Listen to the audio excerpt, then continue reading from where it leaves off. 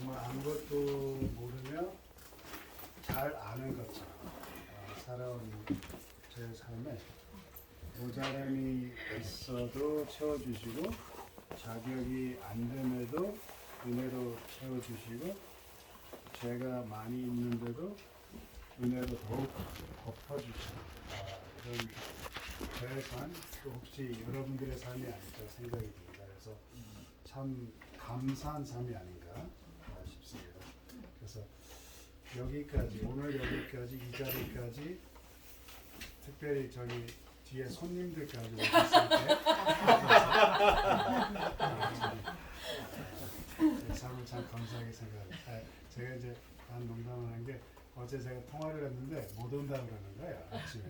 그래도 이제 오후에 마음을 바꿔서 오겠다고 해서 제가 잘 같이 해서 감사합니다. 기도하며 시작하겠습니다. 아버지, 저희 삶을 주님의 인도하심 정말 감사드립니다. 사랑과 은혜로 저희들을 항상 인도해 주심을 감사드리며 저희들 이 시간에 주님의 뒷면이라도 정말 바라보고 싶은 사람들입니다. 저희 마음을 주님께서 받아주시고 자격은 없지만 주님께서 같이 하여 주셔서 저의 누추함을 덮어주시고 이 시간만큼이라도 저희가 주님과 같이 동행할 수 있게 주님께서 성령께서 저희들 인도해 주시고 저의 마음을 열어주시고 또 좌정하여 주시기를 예수님 이름으로 기도합니다. 사무엘상 17장의 말씀 보겠습니다. 사무엘상 17장 제가 항상 읽는 그 개역한글로 읽겠습니다. 사무엘상 17장인데 이게 이제 그 다윗이 어릴 때 이야기죠. 39절부터 보겠습니다. 다윗이 칼을 군복 위에 차고는 익숙치 못하므로 시험적으로 걸어보다가 사울에게 고하되 익숙치 못하니 이것을 입고 가지 못하겠나이다 하고 곧 벗고 45절로 넘어가서 다윗이 블레셋 사람에게 이르되 너는 칼과 창과 단창으로 내게 오거니와 나는 만군의 여호와의 이름 곧 내가 모욕하는 이스라엘 군대의 하나님의 이름으로 내게 가노라. 46절이죠. 오늘 여호와께서 너를 내 손에 붙이시리니 내가 너를 쳐서 내 머리를 베고 블레셋 군대의 시체로 오늘날 공중의 새와 땅의 들짐승에게 주어 온 땅으로 이스라엘의 하나님 계신 줄 알게 하겠고 47절 또 여호와의 구원하심이 칼과 창에 있지 아니함을 이 무리로 알게 하리라. 우리가 익숙한 구절이죠. 전쟁은 여호와께 속한 것인즉 그가 너희를 우리 손에 붙이시리라. 영국의 왕이 얼마 전에 대관식이 있었죠. 근데 그 사람이 재밌는 게 나이가 73세가 돼서 왕이 됐습니다. 73세가 되고 왕이 됐는데 찰스는 왕족이긴 하지만 왕이 될 기회가 사실 희박했던 사람이었습니다. 왜냐면 그 큰 할아버지가 왕이었어요. 큰 할아버지가 왕이라는 건 자기 할아버지는 왕의 동생이기 때문에 큰 할아버지가 왕으로 남아서 큰 할아버지가 자녀를 두었다면 찰스는 공작은 되지만 왕이 될 가능성이 없었습니다. 근데 왕이었던 그 큰 할아버지가 어느 여자와 사랑에 빠집니다. 근데 그 여자는 이혼을 한 번 하고 지금 두 번째 결혼 생활을 하고 있었는데 아직 둘째 이혼은 끝내지를 못하는 그 기혼녀하고 사랑에 빠졌어요. 그래서 이제 그 기혼녀를 포기하든지 아니면 왕권을 포기하라 하니까 이 사람이 에드워드가 어떻게 했냐면 왕권을 포기합니다. 그래서 큰 할아버지의 동생인 찰스의 할아버지가 갑자기 왕이 되고 찰스 할아버지 왕이 15년 좀 넘게 왕을 하다가 그 후에 이제 찰스 엄마 엘리자베스가 이제 여왕이 됩니다. 그래서 찰스한테 왕이 될 기회가 됐어요. 왕관을 이어받는 예식이 모든 방송들이 생중계할 정도로 그럴싸하게 보인 것으로 알고 있습니다. 대단히 인간이 할 수 있는 거를 아주 팬시하게 한 걸로 제가 알고 있어요. 근데 왕가뿐 아니라 그 예식당 안에 들어가는 귀족들이나 귀빈들이 다 포장해서 들어갈 때 그럴싸하게 보이지 않았을까 생각이 듭니다. 저는 사실 관심이 없어서 저는 안 봤어요. 그래서 어떻게 치장을 해서 들어갔는지 제가 그런지 모르지만 그런 예절에 그렇게 차려입고 가면 사람들은 보통 분위기에 좀 약한 것 같아요. 그렇죠? 바티칸 성 베드로 성당에 제가 들어가 보니까 거기에 느껴지는 그 힘이 제가 그런 분위기를 아주 안 좋아함에도 불구하고 그런 어떤 힘을 제가 거기서 느낄 수 있었어요. 사람들은 분위기에 아주 약한 것, 착각하기가 쉬운 게 인간이 아닌가 생각이 듭니다. 그런 웅장한 곳에서 인간이 할 수 있는 최대한의 것을 갖춘 예식을 하니 사람이 정말 뭐가 된 것 같은 착각할 만한 예식이 아니었을까 생각이 듭니다. 찰스요. 아까 말씀드렸지만 왕이 될 기회가 사실 없었던 사람이고 사실 그리고 또 아무런 쓸모없는 왕족입니다. 여러분도 아시는 것처럼 실권이 없습니다. 영국 왕은 이름만 왕이지 실권이 전혀 없는 사람입니다. 그런데 그런 예식을 거쳐서 예의를 갖추니 착각을 해서 그런 의미 없는 것을 앞에 두고 어떻게 했어요? 아들과 다투며 아들이 집안에 나가서 그 쓸모없는 예절 때문에 인간의 어떤 그 풍습 때문에 그런 것 때문에 아들을 데려오지도 못하고 손자, 손녀를 보지 못한 오히려 슬픈 가족이 된 것입니다.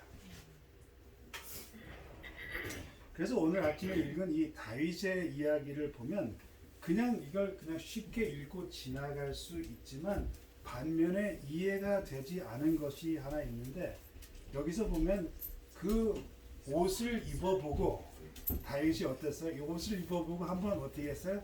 시험해 봤다 그랬어요. 시험해 봐서 걸어보니까 어때요? 불편했다 그랬습니다.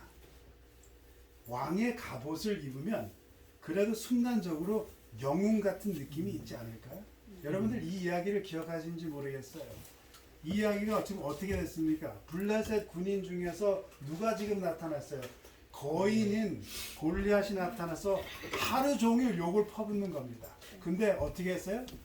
이스라엘 용사들이 어떻게 했어요? 이렇게 숨고 있었어요. 이렇게 숨으니까 다윗이 뭐라 그래요? 제가 가겠습니다. 왕의 갑옷을 입으면 그래도 순간적으로 영웅 같은 느낌이 있지 않을까요? 요즘 한정판이라는 게 참 인기 있지 않습니까? 딱 하나 남이 가지지 못한 그 딱 하나 가지면 뭔가 그 느낌이 있지 않을까요? 그 사울의 갑옷은 뭐예요? 말 그대로 한정판입니다. 그죠? 이스라엘에 딱 하나 있는 한정판이에요. 갑옷이에요. 왕의 갑옷입니다. 죽기 전 한 번이라도 입어보고 싶지 않을까요? 다윗도 그런 느낌을 원치 않았을까요? 지금 그 거인 골리앗을 맞서서 죽으러 갈지 모르는데 한번 입어보면 순간 뭔가 된 그런 느낌을 원치 않을까요? 그런데 다윗이 어떻게 했어요? 시험을 해본 다음에 어떻게 했어요? 불편했어요. 벗었습니다. 성도님, 갑옷은 왜 입습니까? 사람들이 어떤 이유로 갑옷을 입나요? 적을 대적할 때 몸을 어떻게 최대한으로 보호하기 위해서 갑옷을 입습니다. 지난 기회에 우리가 과정 공부를 하면서 뭐에 대해서 우리가 배웠어요? 하나님의 뭐에? 전신갑주를 입어라 라는 글을 공부했습니다.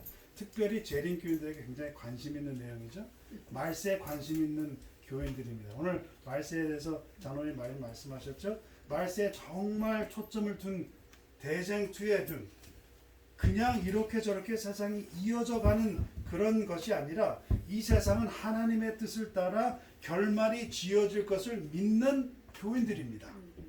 우리들이 그 교인들이에요. 마지막 때가 그냥 오는 것이 아니라 우리 교회 신앙의 특징이 가장 특색이 뭐예요? 가장 상징적인 게 뭐냐면 대쟁투 개념이에요. 대쟁투 사상입니다. 우리 교회 핵심 중에 핵심의 대쟁투의 결말은 어떤 그냥 오고 가는 것이 아니라 그것이 어느 절정에 이를 것을 예상하며 마지막 대결이 있을 것을 우리는 믿는 자들입니다. 그래서 바울이 전신갑주를 입어라 하는 게 아닐까 생각이 들어요. 그래서 그런 말이 우리 귀에 속속 들어오지 않나 생각이 들어요. 적을 대면할 때 때가 분명히 오기에 전신갑주를 입어라 하는 그런 말이 우리 귀에 잘 들어오지 않나 생각이 들어요. 마지막 때를 위해서 준비를 어떻게 하면 좋을까요? 저의 친구가 저한테 제 친구가 오늘 손님으로 왔는데 저에게 항상 뭘 줍니다. 그래서 이 나무를 심어봐라. 이 채소를 심어봐라. 근데 이 나무를 심을 땐 이렇게 심어야 되고 이 채소는 이렇게 심어야 된다 가르쳐줘요. 그러면서 그런 말을 합니다. 우리가 말세에 채소를 심고 과일 나무를 심어 그런 것들을 따서 먹어야 되는데 지금 연습 안 하면 그때 가서 어떻게 할 것이냐 그런 질문을 해요. 저를 위해서 염려를 많이 해줍니다. 많이 바쁜 친구인데 저에게까지 신경 써줄 필요가 없는데 저를 보면 걱정이 많이 돼요. 그 말이 맞는 것 같아요. 농사도 해본 사람이 해야 되고 뭐 싸움도 해본 사람이 해야 된다고 했잖아요. 근데 마지막 때는 어떤 때인가? 그 어느 때보다 더 심한 격한 때가 될 것이라고 성경은 묘사합니다. 슬프다 그날이여 비할 데 없이 크니 그랬어요. 비할 데 없이 크니 이는 야곱의 환난의 때가 되미로다. 그날이 비할 데 없이 큰 날이라 합니다. 저는 지금도 그 94년도에 제가 그 날을 제가 왜 기억을 하냐면 제 생일을 바로 전이었어요. 4월 15일부터 그 루안다에서 학살이 난 걸 여러분들 기억하시는 거겠어요. 100일 동안 어떤 사람들은 50만 명, 어떤 사람 100만 명 예측하는데 만약에 그 어느 중간 정도 한 70만 명이 죽었다면 100일 동안 하루에 7천 명이 죽은 거예요. 매일. 친구가 그 이야기를 들으면 우리 재림 교인들이 서로 배반한 이야기도 나옵니다. 친구가 친구를 배신하고 교인이 다른 교인들을 배신하는 그런 상황이었어요. 근데 그때보다 어쩌면 더 크고 두려운 날이 올 거라 그런 거를 이야기를 하는 거예요, 성경에서. 어떻게 하면 그런 때를 위해 준비할 수 있을까요? 제가 보기에 다윗의 행실이 우리의 본이 되는 게 아닐까 싶습니다. 다윗은 어떻게 했어요? 인간이 만든 갑옷을 벗어버립니다. 다시 사무엘상 17장에 가서 39절부터 읽습니다. 다윗이 칼을 군복 위에 차고는 익숙지 못함으로 시험적으로 걸어보다가 사울에게 고하되 익숙지 못하니 이것을 입고 가지 못하겠나이다 하고 곧 벗어. 제가 어떤 분의 이야기를 들었는데 그분이 총을 가지고 계시대요. 집에. 혹시나 해서. 근데 총을 관리를 해야 된대요. 관리를 해서 기름을 쳐야 되고 그래야 되는데 관리를 못하면 총이 제대로 될지 안 될지 모르고 총을 막 준비할 때 도둑이 와서 그를 해를 칠까 그렇게 두려워하더라고요. 집사람이 그 강아지를 걸고 다닐 때 그 푸마가 요즘 나온다 그래가지고 동네에 이 메이스를 가지고 다니는데 제가 이렇게 둘이서 걸어 나가는 거 보면 참 걱정이 돼요. 정말 푸마가 이렇게 덤비면 이걸 갖다 뿌릴 수 있을까? 제 생각에 뿌릴 것 같아요. 끝났어. 준비를 해야 되는데 우리가 어떻게 준비를 해야 될까요? 45절에 넘어가서 다윗이 블레셋 사람에게 이르되 너는 칼과 창과 단청으로 내게 오거니와 나는 뭐예요? 만군의 여호와의 이름, 만군의 여호와의 이스라엘 군대 하나님의 이름으로 내게 가노라. 그러면서 뭐라 그래요? 여호와의 구원하심이 47절입니다. 여호와의 구원하심이 칼과 창이 있지 아니함을 이 무리로 알게 하리라. 전쟁은 뭐예요? 하나님께 속한 것인즉 그가 너희를 우리 손에 붙이시리라. 아멘. 우리는 우리의 갑옷을 준비하려 합니다. 이 세상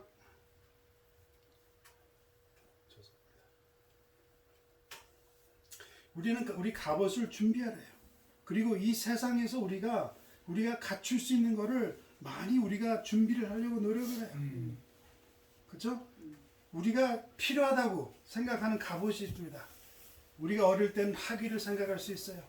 그 다음에 우리가 살아가면서 돈이나 그 다음에 젊거나 나이 들거나 우리가 또 생김새를 우리가 또 생각할 수 있고 관계를 생각할 수 있고 또 다른 여러 가지가 우리의 방패가 될 수 있다고 생각할 수 있습니다. 우리의 무기로 생각할 수 있습니다. 우리의 갑옷으로 생각할 수 있습니다. 그런 것이 우리의 태도가 될 수도 있고 우리 마음을 주고 안 주고 하는 것도 무기가 될 수 있습니다.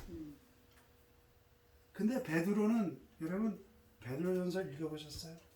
베드로전서에서 갑옷에서 이런 말을 합니다. 베드로전서 4장 1절입니다. 그리스도께서 이미 육체의 고난을 받으셨으니 너희도 같은 마음으로 갑옷을 삼으라. 이는 육체의 고난을 받은 자가 죄를 그쳤습니다. 베드로가 뭐라 그래요? 그리스도와 같은 마음으로 뭐를 삼으라고요? 갑옷을 삼으라. 우리의 갑옷이 무엇입니까? 베드로는 뭐라 그래요? 그리스도의 마음이라는 거예요. 우리가 잘 아는 빌립보서 2장입니다. 5절부터 봅니다. 너희 안에 이 마음을 품으라. 곧 그리스도 예수의 마음이니 다 외우시죠. 그는 근본 하나님의 본체시나 하나님과 동등됨을 취할 것을 여기지 아니하시고 오히려 어떻게 하셨다고요? 자기를 비워 종의 형체를 가져 사람들과 같이 되었고 사람의 모양으로 나타나셨음에 자기를 어떻게 하셨어요?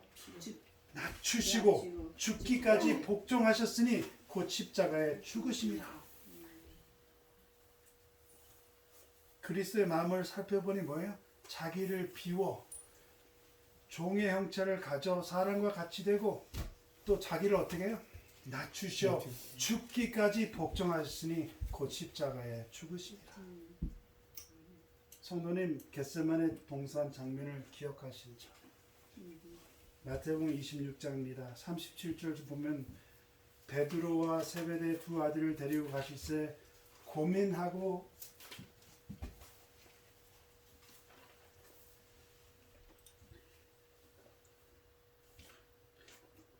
슬퍼하사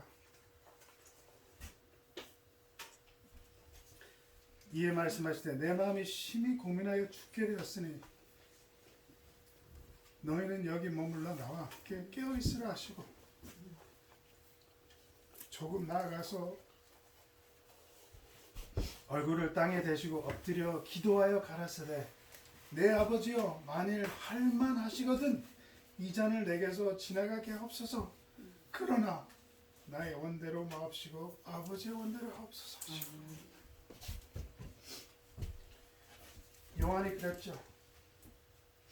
요한복음 1장 29절에 침례 요한이 예수님을 가리켜 말합니다. 이튿날 요한이 예수께서 자기에게 나오심을 보고 가로되 보라 세상 죄를 지고 가는 하나님의 어린 양이로다. 세상 죄를 지고 가는 십자가에 달려야 하실 예수님이 바로 그 직전에 얼마나 힘드셨을까요? 얼마나 힘드셨으면 각오를 하셔서 자기를 비우시고 자기를 낮추셔서 오신 분이지만 그 순간에 내 아버지여 만일 할만하시거든 이 잔을 내게서 지나가게 하옵소서. 그러나 뭐라 그러세요? 그러나 내 원대로 마옵시고 아버지의 원대로 하옵소서. 요한복음 6장 38절 39절 내가 하늘로서 내려온 것은 내 뜻을 행하려 함이 아니요 나를 보내신 이의 뜻을 행하려 함이니라. 자신을 비워 이 세상에 오신 것도 모자라서 세상 죄를 지고 가는 그 순간, 아버지와 끊기는 그 순간, 자기의 가장 그 위태로운 그 순간에 모든 것을 덮어쓰고 가는 그 순간에, 자기가 가장 필요를 강하게 느꼈던 그 순간에 하시는 기도가 뭐라고요? 내 원대로 마옵시고 아버지의 뜻대로 하옵소서. 예수님의 그 마지막 순간을 위해서 어떻게 준비하셨나요? 자기를 비워 십자가의 죽으심으로 하셨다, 성경은 이야기하고 있습니다. 이 마음을 우리는 가져야 한다고. 자신을 비우는 마음, 그리스도와 같은 마음, 그 마음이 우리의 뭐가 돼야 된다고요? 갑옷이 된다는 것입니다. 아멘. 성도님 생각해 보세요. 우리가 어떤 성벽을 지어야 원수들을 대적할 수 있는 그런 성벽이 되겠습니까? 전혀 소용이 없는 것입니다. 아버지께 전적으로 의지하는 그 마음, 그 마음이 우리의 갑옷이 된다 하는 것입니다. 다윗이 사울의 갑옷을 벗고 인간의 갑옷을 벗고 준비할 수 있는 모든 것을 벗어버리고, 전쟁은 하나님께 속한 것인즉 그가 너희를 우리 손에 붙이시리라 하는 그런 믿음, 그런 믿음이 있어야만 우리가 마지막을 준비할 수 있다는 것을 성경에서 우리에게 이야기해주고 있는 것입니다. 아멘. 생각해 보십시오. 생각해 보세요. 다른 방법이 있을 수 있을까요? 요한계시록 14장을 봅니다. 14장 4절. 이 사람들은 지금 구원을 받은 그 14만 4천을 이야기하죠. 이 사람들은 여자로 더불어 더럽히지 아니하고 정절이 있는 자라, 어린 양이 어디로 인도하든지 따라가는 자며, 어린 양이 어디로 인도하든지 따라가는 자며. 어린 양이 무엇을 상징합니까? 예수님이죠. 예수님은 어디로 가셨습니까? 자신을 비워 죽기까지 하신 분입니다. 우리 자아를 가지고 나아가면, 우리 자아를 가지고 이 세상에 나아가면 칼과 창과 단창으로 나아가는 것이지만, 만군의 여호와의 이름, 이스라엘 군대의 하나님의 이름으로 가는 것은 아닐 수가 있다는 것입니다. 우리의 자아가 이 세상의 갑옷이 될 수는 있지만, 칼과 창과 단창으로 나아가는 일이 될 수는 있지만, 어린 양을 따르는 일에는, 그리스도의 마음을 품는 일에는, 그리스도와 같은 마음으로 갑옷을 입는 일에는 도움이 되지 않는 것입니다. 마태복음 21장에 예수님께서 성소를 청소하시는 장면이 나옵니다. 21장 12절부터입니다.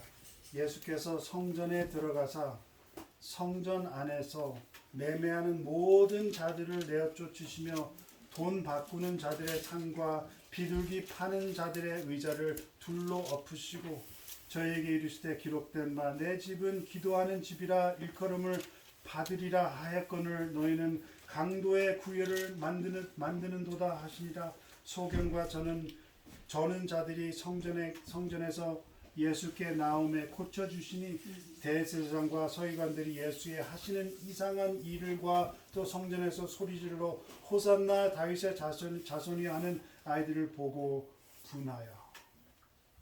우리는 흔히 이 장면을 보면, 우리 이 장면을 상상하면 예수님이 채찍을 높이 들고 언성을 높이면서 막 모든 것을 뒤엎고 화를 내시는 모습을 우리가 상상을 합니다. 대면에서 대결에 서서 그 사람들 앞면에 가셔서 하는 그런 적개심이 강한 그런 모습을 우리가 상상을 합니다. 그러나 시대의 소망은 이 마태복음 21장의 장면을 그렇게 묘사하지 않습니다. 슬퍼하시며 가슴 아파하시며 눈물을 흘리시며 조용히 말씀하셨다 합니다. 그리스도의 마음을 다시 살펴봅니다. 자기를 비워 종의 형체를 가져 사람들과 같이 되었고 자기를 낮추시고 죽기까지 복종하셨으니 곧 십자가에 죽으시니라. 말세에 위한 여러 준비 좋습니다. 필요합니다. 그러나 어쩌면 가장 기본적인 준비는 그리스도와 같은 마음의 갑옷, 그 갑옷을 입는 그 준비가 아닌가 싶습니다. 아멘. 성도님, 하나님은 죄를 추모하세요. 아시는 거죠? 아주 싫어하십니다. 구원의 구속의 경륜이 다 마친 뒤에 다시는 반복되기를 원치 않으시게. 왜냐하면 우리에게 너무 고통을 주니까 다시는 반복되기 원치 않으시게. 그러기 때문에 그렇게 중하게 보시기에 자기의 아들까지 내어주셔서, 그리고 또 아버지께서도 그리스도 안에 계시사 세상을 자기와 화목하게 하셨다고 성경은 기록하고 있습니다. 그러시면서도 우리의 죄를 우리에게 돌리지 아니하시고 화목하게 하시는 말씀 우리에게 부탁하셨다고 그렇게 말씀하셨는데, 우리를 비우지 못하면 어떻게 화목하는 말씀을 우리가 할 수 있겠습니까?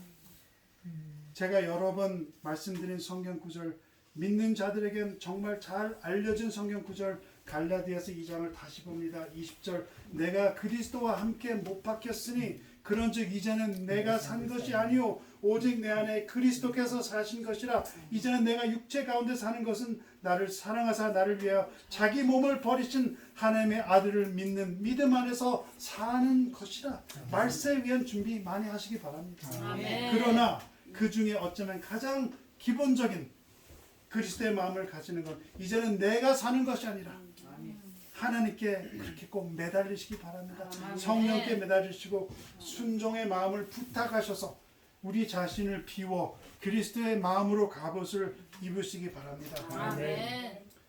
에스겔서 40장을 보면 이 청량하는 장대를 가지고 재는 것을 시작하는 장면이 나옵니다.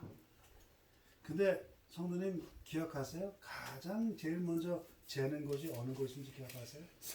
성전이에요.